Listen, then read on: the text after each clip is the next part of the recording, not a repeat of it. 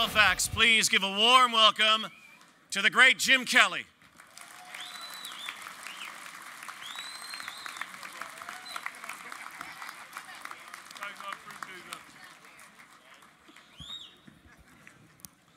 Wow, Rod, you think Doug Flutie was coming to talk?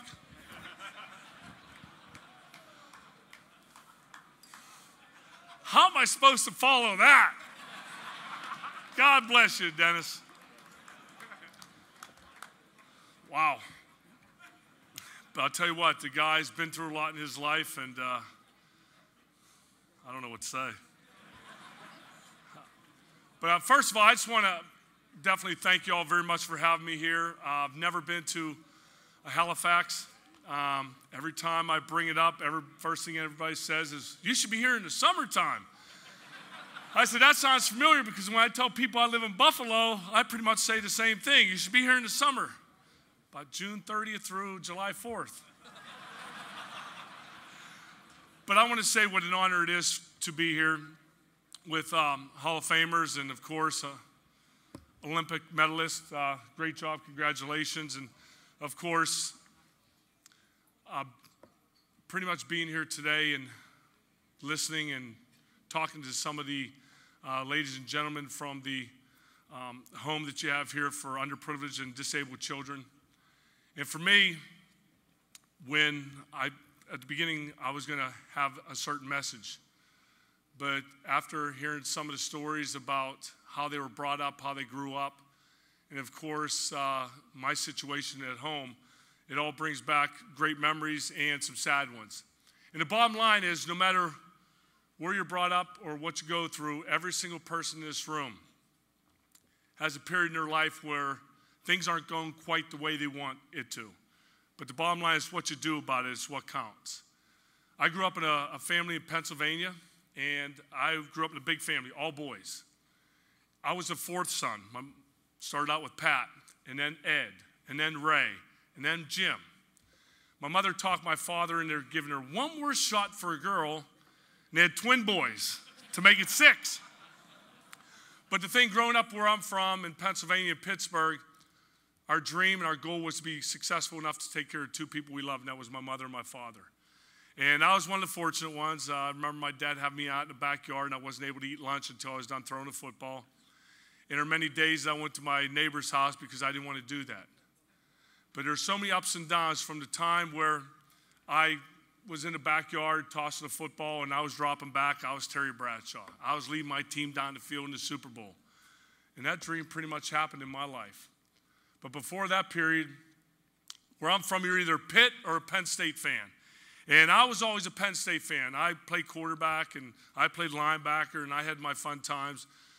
But 2 weeks before National Signing Day, coming out of high school, Joe Paterno called me and said, Jim, we've already signed 2 All-State quarterbacks, and we want you as a linebacker. And, of course, for me, I wanted to be a quarterback. I wanted to be the guy that would lead my team down the field in college and win a big bowl game and go on to better things in the NFL. And as I went through my high school days, there's a lot of things that I did learn, working hard, perseverance, and so many other things. But when I got to decide to go to the University of Miami, I thought about throwing the football each and every day. And, of course, I got there, and they were running the Vero offense. As everybody knows, I'm not a very good running quarterback.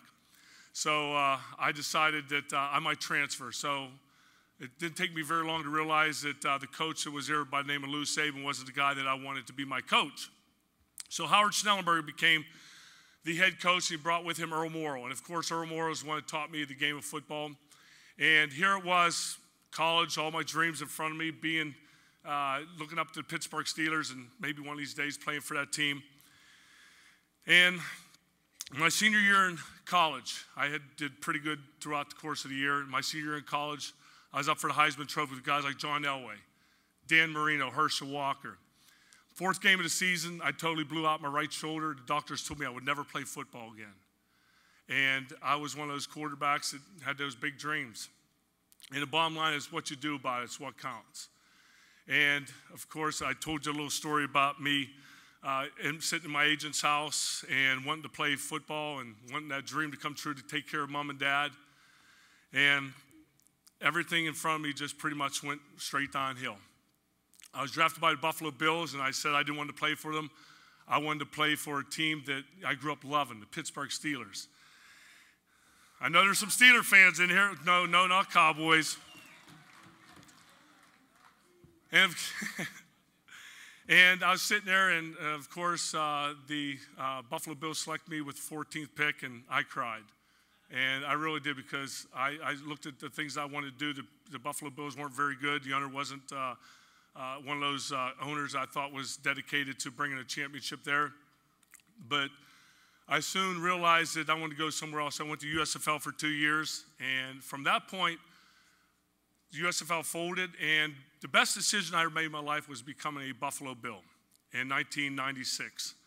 And I know there's a few Buffalo Bills fans here. Sorry, guys. And the more I stand up or talk, the more I start thinking about the point I was getting to with my son. And I apologize, because it's, listen to Dennis and listen to some of these other guys, it has hit home with me, some of the things that, I've been through in my life. But being the Buffalo Bills in 1996 and taking those teams to all those, the games and really having to overcome so many obstacles in my life, and playing for the Bills, and a dream come true for me was when we played the Oakland Raiders in 1990, AFC Championship game. We beat them 51-3, and I was going to my first Super Bowl. And I thought, wow, what about this dream? It was during the Gulf War. We get to Tampa. Here it was, Jim Kelly come from a little small town, 23 players on my football team, 60 in my graduating class, about 800 in my hometown. And here I was leading my team. And for me, it was a little different, because I remember, I guess not different, but it was a little strange, because here I was in a little town, dropping back and leading my team down the field to win a Super Bowl. Everything I dreamt about happened to me during that game. 2 minutes to go in the game, Super Bowl 25, New York Giants, helicopters flying everywhere, Whitney Houston singing the national anthem. I'm driving my team down the field. Hand off to Thurman Thomas, a pass to Andre Reed, a scramble up the middle, slam pass to James Lofton. Now we're in position to win the Super Bowl. Of course, lines up to kick, boom, goes wide right. And some of you laugh, you're probably Giants fans. But the thing about it is, the devastation of not winning, but more than that is being able to come back year after year after year and doing the same thing over again. The resiliency our team had, and the part that I talked about, it's what you do about it, it's what counts. Whether you're in a business, whether you're at home with your family, whether you have a special needs child, it's not feeling sorry for yourself. It's doing something about it. And we went back and worked harder and harder than we've ever done before. We did it 4 times. And I can honestly say that I'm very proud of the team that we assembled, the resiliency each and every ball player had, but the coach and leadership that we had from our head coach was unbelievable. And then I fast forward a little bit more. 1996, I played my last game against Jacksonville in Rich Stadium. And I know I've met a lot of men tonight that have been to that game and been to the Buffalo Bills games. That was my 7th concussion. I knew it was time for me to retire. It was January 31st, 1997, when I announced my retirement from the NFL, a game that I loved, a game that I dreamt about playing all my life. I was able to take care of my family. 2 weeks later, on Valentine's Day, which is my birthday, my son was born. And of course, I was one of those dads, and I'm sure there's a lot of fathers out there now that, you dream about different things you're going to do with your son. Well, I was already blessed with a beautiful wife, a beautiful daughter, had brothers, all had boys, and here I was, had a boy born on Daddy's birthday. I dreamt what every daddy dreams about, going out in the backyard, tossing a football and playing basketball and baseball, and I never played hockey, but if I lived up here, I probably would have. And going hunting and fishing, everything that daddies and sons do, I dreamt about doing with my son. He passed all the newborn screening tests. At the time, New York was at 11. And 4 months into his life, we realized something wasn't right with him. We took him to our doctor. We took him to a pediatrician. We took him everywhere. At 4 months of age, he was diagnosed with a fatal disease called Krabbe leukodystrophy. And what that is, it affects the white matter in your brain, pretty much everything we take for granted every day, the movement of your arms, your legs, your hearing, your sight, your swallowing. Children have no motor skills. The average life is 14 months. I could proudly say as a father, my son lived to be 8.5 years old. And the thing about that is throughout the whole process, at the beginning when my son was diagnosed, and I know I've talked to some people today that have special needs children, I was ticked off. I was mad at the world. I didn't want to share it with anybody. I didn't want to tell anybody about it. But my wife said, Jim, if there's ever a time for you to use your name, she says, it's now. Let's not hide behind this. Let's make a difference for other kids. It didn't take me very long to realize that my wife was right. She's been right a lot of times that Daddy was wrong, but I'll tell you what. She was the one that put the, I guess, not so much the spear in my back, but smacked me upside my head, and she made me realize that we can make a difference. And all those guys who used to tell me, you're a chosen father, that your son's here for a reason. I didn't want to hear it, but I do understand now why. Very shortly after that, very shortly after my son was diagnosed, a few years later, I was up for the Pro Football Hall of Fame. And I dreamt every single day and prayed every day that if it was God's will, that my son would be there today, that I was inducted into the Pro Football Hall of Fame. Well, my blessing was granted. He was there that day. He may never run out on a football field and hear the screaming fans of 80,000 at Buffalo Bills Stadium, but he's going to do greater things. He's going to change the lives of thousands and thousands of kids. And the bottom line is I never gave up. I turned a negative into a positive. And the bottom line is every single person in this room has a charity, knows somebody with a disability, has a family member with a disability. But it's what counts. It's what it's all about. And for me, we just had a walk about 2 months ago. And this is where it really hit home with me. It was about 4 months ago when a couple, 23 years old, walked up to me with her little daughter and said, Jim, this is our daughter, Samantha. She's here because of you. About 20 minutes later, another family, about 24, 25 years old, walked up and said, Jim, I want you to meet our son, Robert. Robert had cystic fibrosis. They were not testing for cystic fibrosis until you went to the governor and got the legislation changed. When you hear things like that, when it hits home and you know you've made a difference, that's what it's about. And I don't know, and I'm sitting with the ladies today when we were talking about different things that the Canada government's do, and I don't know whether you realize this or not, but in the United States, every single state, now listen to this, every single state is different on the amount of disease they test for. And I know we're here to raise money for different charities, and God bless each and every one of you. My mission is to make sure that we change the lives of thousands and thousands of kids. The state of New York was only at 11 when my son was diagnosed. Mississippi was at 44. Minnesota was at 54. Pennsylvania was at 9. Kansas, 7. Every state is different. Over 3,000 babies die every single year in the United States because they're born in the wrong state. And we all know about the tragedy that happened in 9/11. Over 3,000 people were killed in that tragedy. What did our government do? They did something about it. Over 3,000 babies die every year in our country, and thousands more become permanently disabled because they're born in the wrong state. If our government doesn't understand what's wrong with that, something seriously is wrong in the United States. And from what I understand, Canada is not much better. We have to educate all the people that make those decisions. I went to Pennsylvania, and being an athlete sometimes and being a person where you can make a difference, it goes a long way. But I realized it shouldn't be that way. I went in with a lady from the March of Dimes and to meet with the governor. And I was there for half an hour. We got the state of Pennsylvania to go from 9 to 29 diseases.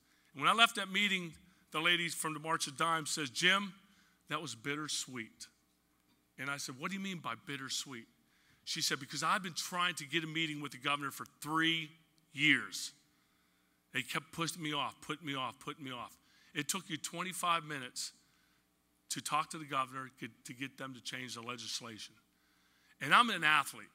If that's what I have to do, that's what I'm going to do. I'm not stopping until every single state tests for 54 diseases. I know why my son had to go through what he went through. I saw it every day. And I know that I've talked to a number of people tonight that have a child with a disability. And I know that's why we're here tonight. I know we had some good laughs before. We listened to Dennis. We listened to all the great athletes that you had here from Canada. But I may never have won a Super Bowl. But I'll tell you what, my Super Bowl victory is when these kids are going to be able to walk away and be able to dream like I was able to do. That's the bottom line, making a difference.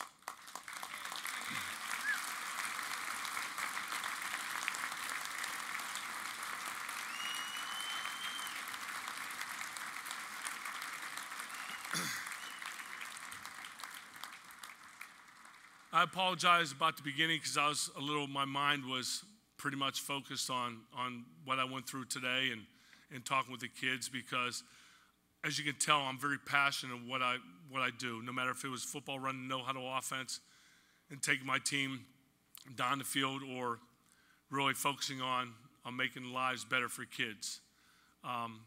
It's not easy when you have a brother whose son was born 11 days before your son, and you get to hear every single time you talk to your brother about all the great things that their son's doing.